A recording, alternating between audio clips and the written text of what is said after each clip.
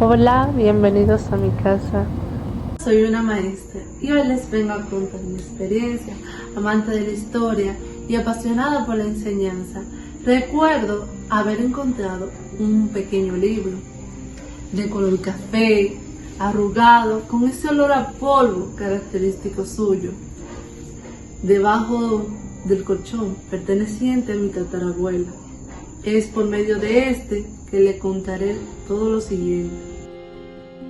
Durante la ocupación haitiana y la Primera República, la educación era muy diferente a como lo es ahora en la actualidad. La educación durante la ocupación haitiana 1822-1844. En 1822, 62 días después de proclamada la independencia efímera de 1821, la vecina República de Haití ocupó a Santo Domingo. Estaba acostada en mi pequeña cama de madera, con forros bordados de colores cálidos, y de pronto sentí un estruendo y un caminar intenso. Miles de soldados haitianos habían llegado. Estas fueron las palabras de mi tatarabuela.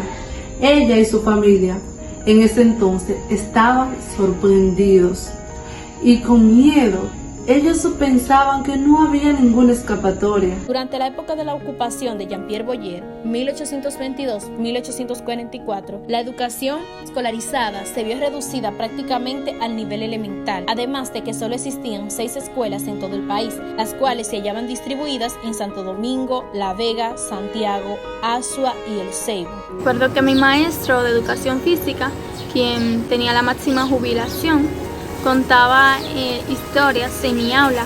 Él nos hablaba de cómo su familia narraba mucho sobre la educación en la ocupación haitiana.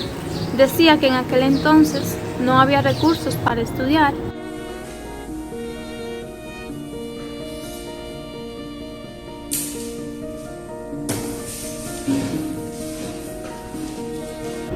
Y que en aquellas universidades se reunían muy pocas personas, además de que eran despreciados por aquella sociedad. El gobierno durante aquella ocupación, el gobierno haitiano, intentó impulsar la educación, instalando algunos colegios de la capital. Trajeron algunos maestros haitianos, incluso se impartía un sistema bilingüe.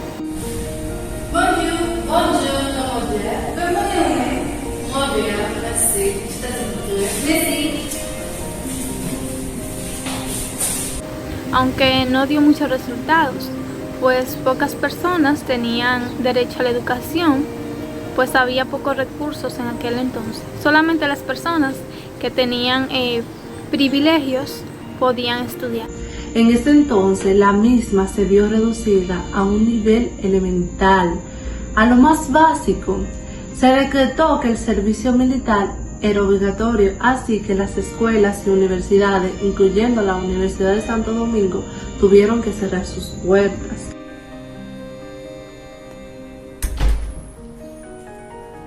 En aquel entonces, el gobierno de la ocupación haitiana intentó impulsar un proceso educativo, instalando en la capital los colegios nacionales. Para el 1845, el sistema educativo se dividió en niveles y en niveles en ciclo. El primero se estableció por ley y se le dio importancia a la lectura y a la escritura. En el nivel medio, a la formación, a la administración, a la industria. Y en el superior, ya universitario, a lo filosófico, al derecho, a las ciencias médicas, entre otras más.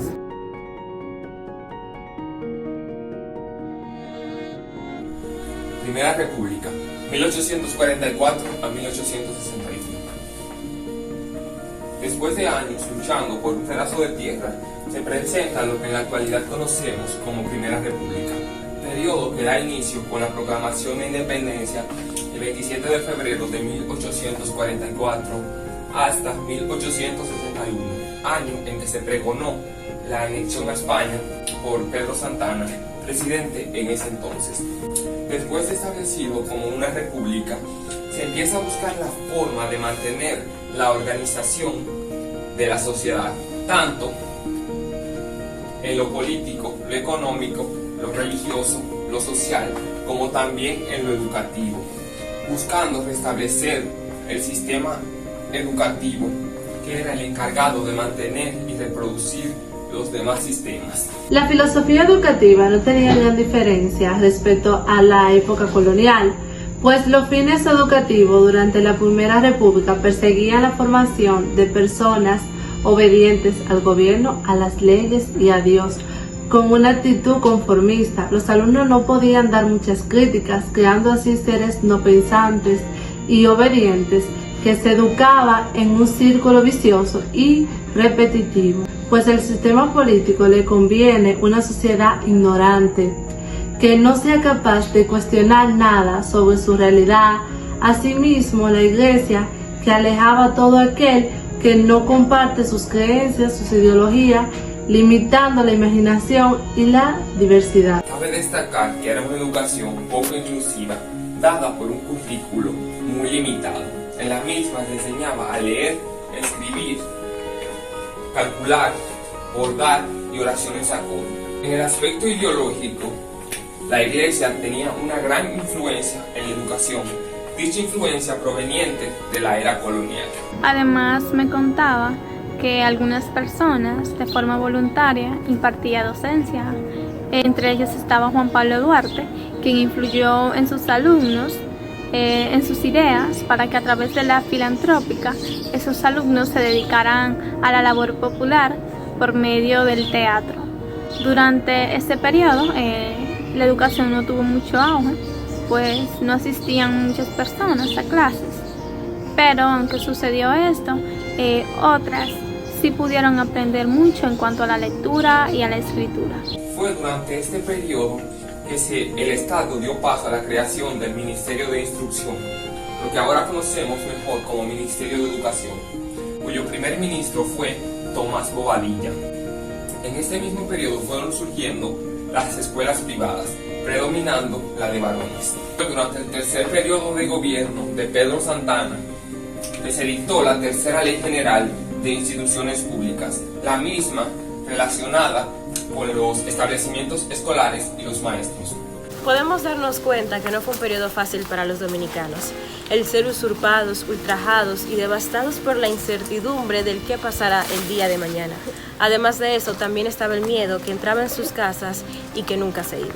Muchos de aquellos que eran considerados campesinos, donde trabajar era más fácil que encontrar un lineamiento hacia la educación. El salario de los maestros era de 30 y hasta 20 pesos, de acuerdo a la asignatura que enseñara. Y un dato interesante es que desde los primeros años de la creación de la República Dominicana, la educación se le asignaba el 4% del presupuesto de la nación. Que ya del pasado no podemos hacer nada, no estaría de más preguntarse, ¿qué hubiera hecho yo en aquel entonces? Y luego de responder a esta pregunta y de ver las tantas posibilidades, volver a replantearnos, ¿qué haría yo en la actualidad? ¿Qué harías tú en este momento?